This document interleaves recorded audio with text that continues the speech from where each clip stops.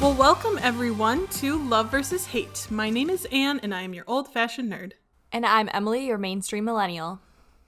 And on this podcast, Emily and I like to debate and argue about all the things in life that we love and that we hate.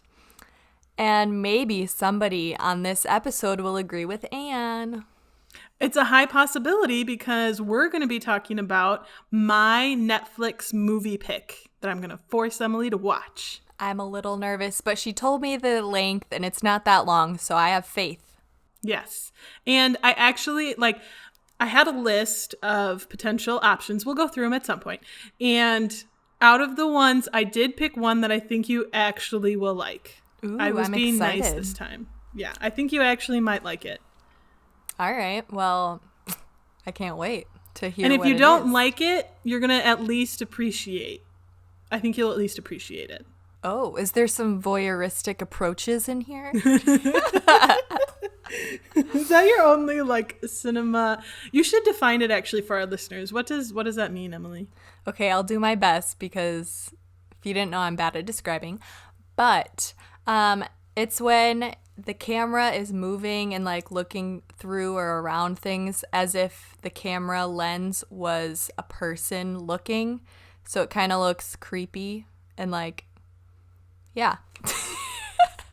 I don't know. Was that a good explanation? Yeah, I think that's good. It tends to lean towards the sort of the creepy. It's not like you think of Rear Window or something where you're you get the sense that you're either being watched or you are looking through a lens at someone, and it's this creepy sort of feel, I think, right? Yes. Yeah. Yeah. So people can vote. Who explained it better? Probably Emily, because I just kind of built on what you already had built. But We did it together, Anne. Can't we just work together for once? Gosh, I like it. She's I like so that negative attitude. What? I had to get back at you because you called me negative last episode. I was just stating a truth. Whatever. Okay. Anyway. So, Anne, guess what I saw the other day? What did you see? I saw Adele come back to life on the internet. She was up in the gym just working on her fitness. We're her witness because we saw it. She came back to Instagram on her birthday. I did actually see a photo and I was like, OMG, she looks like a superstar now. Yeah, it's funny because in a previous episode, Anne was talking about how she loved Adele because she was so much like the everyday woman, lots of people could relate to her, and now she looks like a Barbie doll. Yeah, and I mean, as long as she's healthy and happy, I think she was always gorgeous in my opinion, so, and like you were saying, I really felt I felt like she kind of looked like me, like you were saying, an average sort of woman. But yeah, I think she's gorgeous no matter what. And as long as she's healthy and happy, I think that it's good for her. But I was shocked. I was surprised. I was like, oh, my average day woman. She's definitely, and like I said, as long as she's healthy and happy, I think it's good. But, she definitely looks different now. If you haven't seen the picture, you're going to have to look it up because she has definitely lost some weight and toned herself. That sounded super weird. I don't know why I said it like that. Her legs look amazing. Yeah, she looks real good. Go Adele. We hope you're happy and healthy. Yes, but you were always gorgeous. You were always a gorgeous woman, and you will always be a gorgeous woman. And your voice is gorgeous, too. Oh, yeah. So good. Anyways, that's enough praising Adele. Excuse me, Anne. That is ridiculous. You were going to finish, and then you heard what I said. I'm sorry. You have admitted that her voice is better. I agree. I think that Adele's voice is technically better than Taylor Swift's voice, but I don't compare the two because Taylor Swift's lyrics are just amazing, and I love her, and I love her songwriting skills. I love her songs. So, yeah. Well, you heard it here, people, and now it's saved for forever. That's how Emily feels. Yep. Anyway, so do you want to hear about some of the options that I had for you for my Netflix movie pick? Yes. Okay. So one of them is an older film starring Clint Eastwood, a Western, very well known, The Blank, the Blank, and the Blank. Ring any bells for you? The Young, the Rich, and the Ugly. Ooh, so close. You got one of those right. I did? The Good, the Bad, and the Ugly. Yeah. Oh, yes. It's so good. I absolutely love that movie. It's amazing. It has one of the best movie soundtracks, I think, of all time. But ultimately, it's about 3 hours. So I was like, I won't subject Emily to 3 hours. But it is very, very good. Phenomenal. Another running was Monty Python and the Holy Grail. But I believe you've seen parts of that. Yeah. Okay. That's what I thought. Absolutely wonderful. Beautiful, hilarious satire, and I just like the Pythons in general, so very, very good. This one, okay, well, I'll do this one and then okay.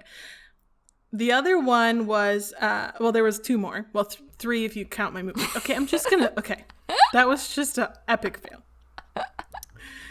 If you actually know me in real life, you know that I actually talk like this. For the podcast, I try to avoid doing things like that, but I'm just being myself. Anne's just Anne. It's true. Anyway, okay. So the other one, I don't know if you've seen these or not. I'm going to name some of the characters and see if you can get it. Okay. Doc Brown, Marty McFly, Buff, Biff, nothing? To Kill a Mockingbird. Oh, no. No, nope. Back to the Future. Oh, okay. Have you ever seen those? Yeah, I have. You have? Oh, okay. I've seen the first one. Did you like it? Yeah. Oh, really? I thought Marty McFly rang a bell, but I couldn't remember anything. Obviously. Okay. I should have also named. Oh fudge! What's the car's name? Herbie. The DeLorean. No, the DeLorean. I should have also named the DeLorean. That might have helped you. No, it wouldn't have. I don't recognize that name at all. This one was the runner-up. And ultimately, I think I'm going to make you watch this movie someday, Emily. So if you don't want me to say it, I won't. But it's it was very much a college movie for me. I saw it in college, and I don't know why I hadn't seen it earlier because it's one of the best things in the world. But it's highly stylized, and they kind of base it off of a video game. There's a lot of video game references and elements to it. Wreck-It Ralph. Well, that movie does fit that description. No, it's a live action, and it is called. What's that one called? It's a book too, right? I don't actually know for sure. Let me look that up real quick. Shoot. You know what? I think no, wait, maybe you're not thinking of that. Does it have a number in the title? It does not. Oh. Okay, well, I don't know what I'm thinking of. It does have a versus in the title. Oh, well, then I have no idea. It's Scott Pilgrim versus the World. Never heard of it. Really? No. Oh, it is so I will you probably won't like it. It's very much, like I said, it's a very unique film. It's highly stylized, and I absolutely love it, but I don't know, you might not like it. I think you wouldn't like it. So sounds like I'll probably make you watch it. I'll probably make you watch it at some point, though. It's so good. It's funny, and I just love everything about it. It's really good. Okay, well, now I'm interested in what you chose. Okay, so now what I actually chose is nothing pretty much like any of the others I just listed. But this is still one of my ultimate favorite movies. And one of the main reasons is because of the cinematography. I absolutely love the cinematography of this film, and it was made in 2011, so that might help you a little bit. It stars Ryan Gosling. Okay. And I don't think you've seen it, but maybe you have. I don't know. But yeah, I just really love it for its cinematography, and I really like too that the characters are complex, but they don't have a lot of dialogue. The story is much more told visually and just with very subtle movements of the characters and sort of glances and that sort of thing. And I like movies like that where they don't rely heavily on dialogue to create character. So that's one of the things I really like about it as well. And I like Ryan Gosling. I think he's attractive. So, seeing him in a movie is fine by my standards. So can you guess? What's your guess, Emily? Well, okay, wait, let me think about Ryan Gosling. He's in The Notebook. It's not The Notebook. The Notebook was made before that. Let's see, what else is he in? That's all I know. Oh. Is there anybody else in the film? La La Land? You can't even name that one? Oh, I forgot about that one. I hate that movie. Oh my gosh, me too! That movie sucks. Okay, well, I wouldn't say the movie sucks. There's certainly sucks. parts of it I enjoyed. I literally fell asleep. Almost as bad as Star Wars. Wow, that's saying something. I don't think that Star Wars is better than it for sure, but I think one of my main problems with La La Land was when it came out, I was working as a manager at a movie theater, and we have these little, if you go to a movie theater, there are these like digital posters, and oh my gosh, La La Land probably played for like 3 months straight, and it was always this whistling. It's that whistling that's like, do do do do do, something like that.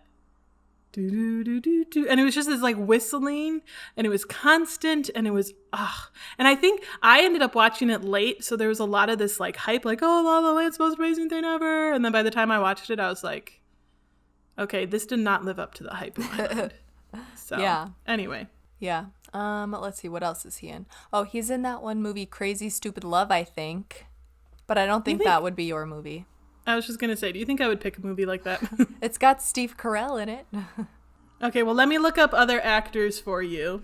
We're going to one of our favorite sites, IMDb. I love that site. I know.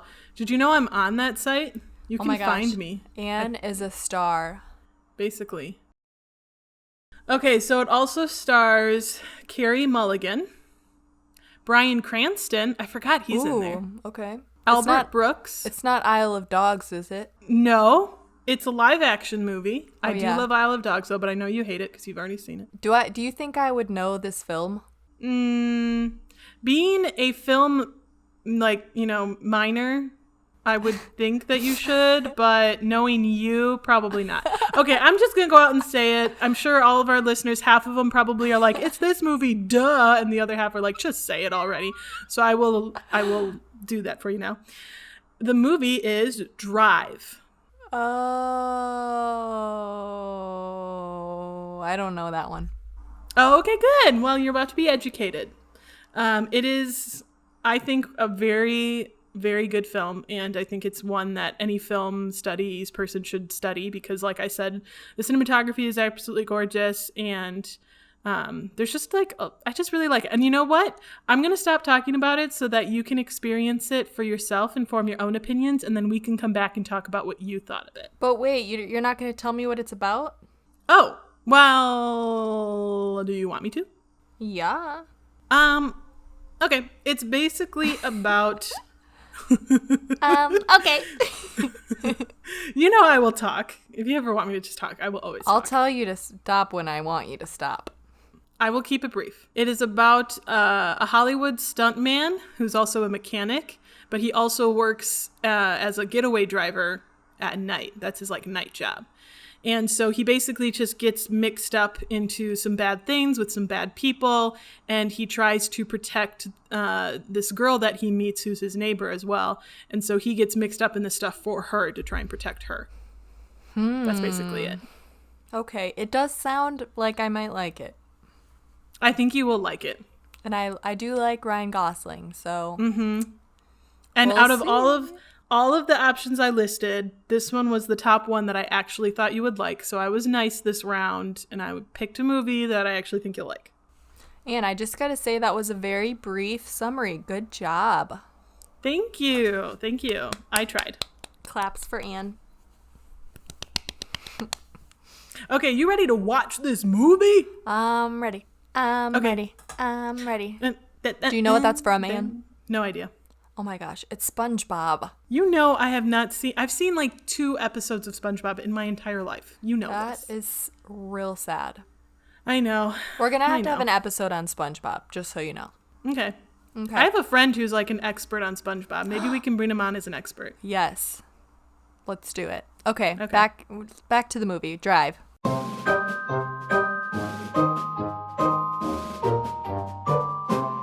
So we just finished watching Drive on Netflix. Emily, tell me, did you like it? What's your overall thoughts? I liked it. I don't even know like where to begin because there was just so much going on. So many different like elements that made up the movie that you don't really see in lots of other movies. I really liked the sound design and like the music. Yeah, I feel like in certain sections there was a lot to do with lighting, and then I noticed that like throughout a majority of the movie he's wearing a jacket that has a scorpion on the back.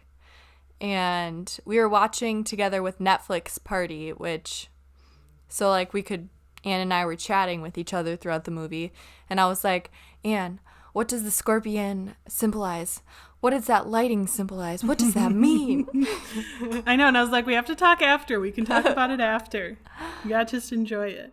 But yeah, there's definitely a lot of symbolism, and like I said earlier, there's not a lot of dialogue. You kind of have to, and that's what makes it, I think, sometimes hard to follow what's going on, because there's not actually like, in any given scene, the scenes are actually pretty slow. There's a lot of really good pacing, what I really love. Like, there's a lot of really slow, calm moments, and then there's like really fast moments as well. And so I think the pacing is just also really beautiful, and they just do such a good job with it.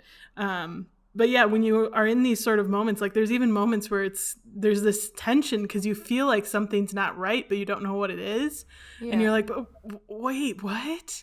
And they just do such a good job creating that sort of tension. And yeah, I just really love everything about this film. I just think it's very well done, from the color to the sound design to the lighting to like certain scenes. Like it has, I kind of forgot about this, but watching it again, it has one of the best opening scenes I think of any movie ever. It's so good. Yeah, that was good. Where does We that won't talk. where does We that shouldn't fit talk in? about it too much, but what do you mean? And where does that fit in like the layout of everything? Is that before, during, like when is that happening? That's before? Yes. Okay. So basically what it's doing, and that's what I love about it, like there is very, very little dialogue that happens at all. It's like less than a page of dialogue, but I think it's about a 6-minute, I'm not sure exactly, but it's around 6-minute scene, and it's the opening scene. And you immediately get a really good sense of this character. You immediately understand like that he is doing some kind of shady stuff. And it's just so well put together, but at the same time, you also get his like genius as well. Like the whole scene is this setup to just really establish this character without any kind of dialogue. Like you immediately understand that he knows exactly what he's doing. Like even the way his timing works, like he knows this to a T, and he's a genius about it. And there's just, it's so good. You guys have to even if you just watch the opening scene, it hooks you immediately because it's really well done. And again, it has that pacing element where it starts out kind of slow and you're like, okay, move on. Like, what's going to happen here? Like, come on, let's do it. But it waits, and it allows because that's the one thing I find in a lot of movies nowadays. And, it's not saying that this is like a bad thing, but they don't add that element of tension for me. They don't wait for the right moment. They just they want to keep the viewer's attention, and so it'll move very quickly and very fast, and they just keep the pacing going. Where in Drive, that's one of the things I love is they wait. They make you wait and get tense, and you're just like, and then something happens, and then it goes crazy, and then it's just so well done. Yeah. And I feel like in a lot of action movies too, it's just so much action. It's over and over again, a fight, or car chase after car chase after car chase. And sometimes when I'm watching those action movies, I'm just like, okay, we could have had 5 less car chases and it would still have been exactly the same. But in this movie, everything is very intentional, and I feel I don't know, like if you deleted one of the scenes, it wouldn't have made sense. Exactly. Yeah. Exactly. Everything's very intentional. Everything has its exact timing and place, and all of it really makes sense together. Yeah. Yeah. So, did you actually like it, or did you just appreciate it being a film person yourself? Like, where kind of were you on that scale? I liked it. Like, I feel like this would be a movie that Alex would be like, hey, Emily, let's watch this. And I'd be like, okay, fine. But then I usually end up liking the movies that he makes me watch. So, yeah, I liked it. And I like when movies make me think, like, what the heck does that mean? What does that symbolize? Like, obviously, he's wearing a jacket that has this symbol on it for a reason. What does that mean? Mm-hmm. And Too. I like psychological thrillers, so I was like, Anne, is this a psychological thriller? I feel like this is a psychological thriller. A little bit. I don't think that's like, I wouldn't classify it exactly as that, but there's certainly that element. Yeah. Yeah. And one of my favorite scenes, it's pretty violent and a little bit of a spoiler alert, but not majorly, but it was the elevator scene. Yeah. I really love that one because, again, there's so much that is said without any dialogue. And I just love that. Like, the way he protects her and the way he not only protects her, but then, yeah, just like he also uses it to his advantage in a way. But that was his, like, he's put himself in between her and the guy because he knew what was about to happen. And I think in a way, too, he was kind of, I don't know, and this is just me speculating, and I could be wrong, but this is just an opinion, so it doesn't matter. But I kind of feel like he was asking her to forgive him and still give him a chance, even though he knew what had to be done. You know what I mean? Yeah. And she then, I won't say anything, but... Say it. And then she just walks out. You know, she didn't. She wasn't okay with it. And I liked that element too. And I really liked that the romance in the movie is not like what you normally see in Hollywood. Like, that's the other thing I really liked about it. Where it was an element for sure, and it was a part of these characters, but it was not really what drove either of them. Yeah. If that makes sense. I definitely thought that the dad, the husband guy that was in prison and came back, I definitely thought that his character was going to be a lot different. I thought that him and Ryan Gosling character were not going to get along. Yeah, right. Like, and that's what you would expect typically in the Hollywood sort of, it's just so well written, and I love that the characters have a lot more to them than what you might just naturally expect. And yeah, the fact that, like, that one of my favorite lines, the few lines that are in there are some, is when Bryan Cranston's character says, like, you know, I know a lot of guys that have messed with married women, but you're the only one who would go and actually save the husband and give money back to the, like, you know. Yeah. So I kind of like that. Yeah, the characters are unexpected in what they do. Yeah. Yeah, it definitely makes you think. And now, like, even thinking back on it, I'm like, I feel like I need to watch certain scenes again. But you know what was kind of funny was when I asked in the Netflix chat thing, I was like, what does a Scorpio... Or I kept calling it a Scorpio because I was thinking of, like Libra, Scorpio, Cancer, whatever. I was thinking of those things. But then I realized it's called a scorpion. But I googled what is the significance of a Scorpio, and it was right at the scene where he this is also a spoiler, at the scene where he crashes into that guy Nino's car or whatever. Yes. And he's dragging him into the water, and right when that scene was going on, when he was in the water, I googled it and it said that it's a water sign, and I was like, whoa, that was weird. Well, and also he even calls out in the film when you know the story of the scorpion and the frog. Yeah. And I'm pretty sure, let me just real fast Google it, but I'm pretty sure, isn't that the story where, like, the frog asks the scorpion for passage across the river, but then the scorpion stabs him? According to Wikipedia, it's a fable which teaches that vicious people often cannot resist hurting others even when it is not in their interest. Oh, so the scorpion must, because I think that's how he convinces the frog, is because he's like, hey, if if you're giving me a ride across and I stab you, I'm going to drown too. So I don't want to do that. But then he must do it anyway. So is Ryan Gosling's character the scorpion or the frog? That's a good question. Let's talk about that. Because he... Ooh, I feel like he's the frog. And wait. We have to talk it through because so he had the money and he wanted to give it back. He just wanted out. That's all he wanted, and he would have been happy with that. But then because the other people didn't trust him, that's a good question. I don't know. I feel like go ahead. I was just going to say it's as hard of a question as what came first, the chicken or the egg. I feel like he is the scorpion, though, and that it is just like his... I'm sorry, I totally just negated everything. I just moved on. I heard you, but it did not register. I was like, okay. I heard you, but it did not register. I'm sorry.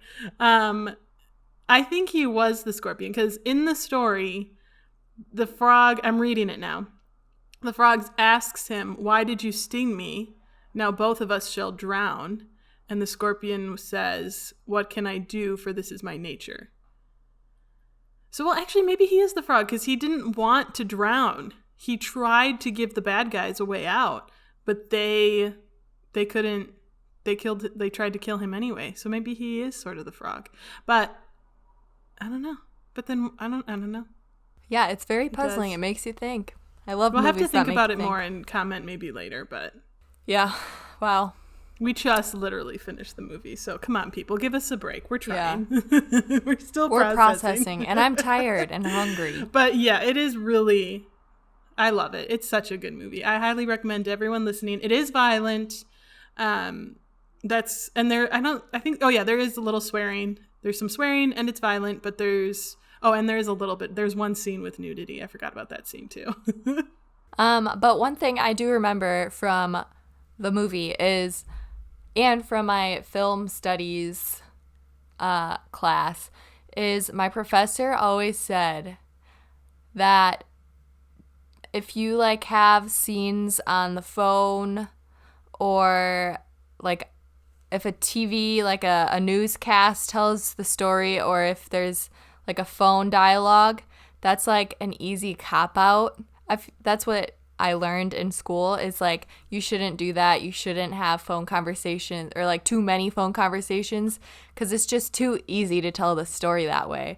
So that reminded me of it when I saw in the film there was like a part in the movie where you see a news report to like kind of see what happened earlier in the film. It kind of just tells you what happened in case anybody missed it.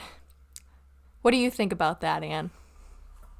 Well, it actually, for me, it was a very, very key part of the story because that's how the main character, which interestingly, we never actually learn his name. I was going to say, how come I don't know his name? Because it's never said, which I also love. It's not always needed. He's really the only name they give him as kid is when Shannon is referring to him. But anyway, So the main character, which by the way, I kind of think they pulled that a little bit from like The Good, the Bad, the Ugly, because one of the main characters also doesn't have a name. And that was kind of a trope that Clint Eastwood did for a few like old, really good Western films was he was the man with no name. There's like a series of them, Fistful of Dollars, A Few Dollars More, and then The Good, Bad, the Ugly. That's just a really quick side tangent. I really like that when characters don't have names. I think it's cool. Anyway, back to Emily's question. But the thing was that news broadcast was a key element in him understanding what was going on because remember, she revealed that the teller, while yes, there was an intruder, no money was stolen and that the intruder worked alone. And there's no way the main character would have gotten that information without that news broadcast. So I get what you're saying, and I would normally agree. But there's always exceptions to every rule. And in this case, like that was the only way he was going to learn the information that he needed to know in order to realize that he was in major trouble and that something was going on. Mm-hmm. True. Yeah, I just looked it up on IMDb, and his character's name is Driver. Yeah. That's how they list him. Yep. So that's really interesting. I did not notice that nobody called him a name in the movie. But then describing it, I was like, I have no idea what his name is. Right. And see, that's the thing is like, you don't actually need to know his name in order for you to kind of root for him, and in order for him to be the protagonist. Like, that's not necessary. Yeah. And I actually kind of like that. Yeah. It gives his character so much depth without giving him any kind of title, really, or any kind of restriction. Yeah, so I recommend, I might need to watch it again just to like get my thoughts straight and be like it kind of reminds me of a Tarantino film. Like after you watch it, you're like, what did I just watch? And you have to think about what you just watched. Maybe in that sense, but in terms of actual stylistic sense, it's nothing like a Tarantino film. I mean, yeah, there's violence, but I would say it's very, very different. Okay. Just kidding. That's what we're supposed to do. We're supposed to disagree with each other. It's fine. No, Anne, you're supposed to agree with me. Sometimes. At least we both agree it's a good movie. Well, if you guys have seen Drive, or if you want to tell us about what the frog and the scorpion means, you should do that on our social media. You can find us on Facebook, on Twitter, and on Instagram, and we love engaging with you guys, so definitely like, comment, and just thank you guys so much for listening. We do really appreciate it. Yeah, and if you did like this episode, you can give us a rating on Apple Podcast. Give us a 5-star if you love us, and if you want to, you can write us a review too. We would love that. Yeah. So, Emily, let's start with you. What was your life lesson from Drive? My life lesson is to not help people because it only gets you in more danger. Well, don't help bad people. Yes, that's what I meant. Okay. What's yours, Anne? For all the writers out there, for all the creatives, whenever you're trying to tell a narrative and a story, especially with film, when you have this visual element to it, you don't always have to have a lot of dialogue. You can tell a lot in a story just by having these moments. And don't be afraid of setting something like that up. I think why people are afraid of it is because it's harder and it's a lot easier to fail. You can kind of cover your bases with dialogue, and you can kind of, you have a little bit more room for people to forgive you, I think, in a sense. But when you create these moments, it can be really powerful and it can really make you think. And so just don't be afraid to have your characters just not talk. It's really good. I really love it. And yeah, I know that's kind of a very specific, and it really only applies to a certain niche of people, but you know what? That's okay. That's my life lesson anyway. Show, don't tell. Yeah. Yeah. You do such a good job summarizing my life lessons. Thank you.